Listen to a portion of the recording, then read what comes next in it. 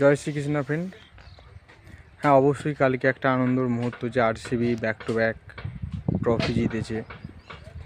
সত্যি আরসিবি ফ্যানদের কাছে একটা খুবই আশ্চর্যজনক বিষয়, খুবই একটা খুশির মুহূর্ত।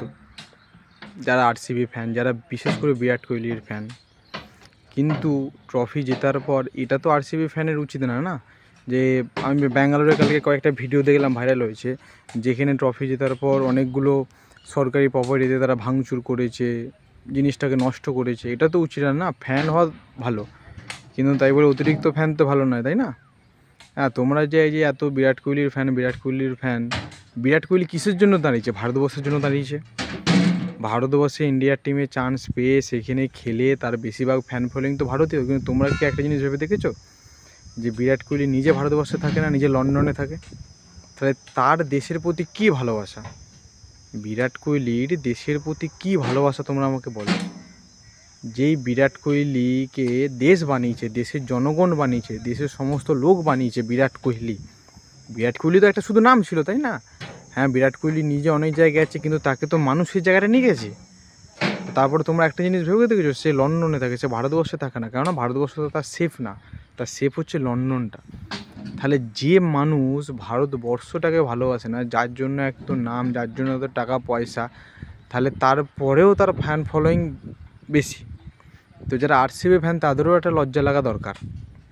যারা আরসিবি ফ্যান, যারা বিরাট কোহলি ফ্যান, তাদের লজ্জা লাগা দরকার যে প্লেয়ার ভারতবর্ষের মাটিতে ভাত নুন খেয়ে, হ্যাঁ, ভারতবর্ষটাকে ছেড়ে অন্য দেশে থাকে, সে কোনোদিনও ভারতীয় হতে পারে না। আর তার কোনোদিনও ফ্যান থাকা উচিত না, সে কোনোদিনও ভারতীয় না। আর তোমরা এই যে কুৎসব মন্তব্যগুলো করো না, কুৎসিত মন্তব্যগুলো, হ্যাঁ, ওগুলোকে ফ্যান বলে না। কেউ যদি উইকেট নিয়ে নেয়, তার স্ত্রীকে, তার মা বাবাকে, তাকে বা তার ছেলেদেরকে যে কুমন্তব্য করা, যে উল্টোপাল্টা যে ভাষা, সেটা একটা মানসিকতার পরিচয় নয়। সেটা তোমাদের বাবা মার শিক্ষার অভাব। সেটা তোমার বাবা মার শিক্ষা। তুমি অবশ্যই কারো ফ্যান হতে পারে, কিন্তু তাই বলে এটা না যে তুমি তাকে কুমন্তব্য করবে কাউকে। ওটা তোমার বাবা মার শিক্ষার অভাব। সমস্ত বিরাট কোহলি ফ্যানদেরকেই বলছি, ওটা তোমার বাবা মার শিক্ষার অভাব। যদি শিক্ষা থাকতো তাহলে তুমি কাউকে ওরকম কুমন্তব্য করতে না, যেসব বিরাট কোহলি ফ্যানেরা আছো। তো সবাইকে এটাই বলতে চাই যে 18 বছর 20 বছর বিরাট কোহলিকে না দিয়ে, আরসিবিকে না দিয়ে, তোমরা যদি নিয়ে কেরিয়ারের প্রতি ফোকাস করতে, আজকে একটা ভালো জায়গায় চলে যেতে।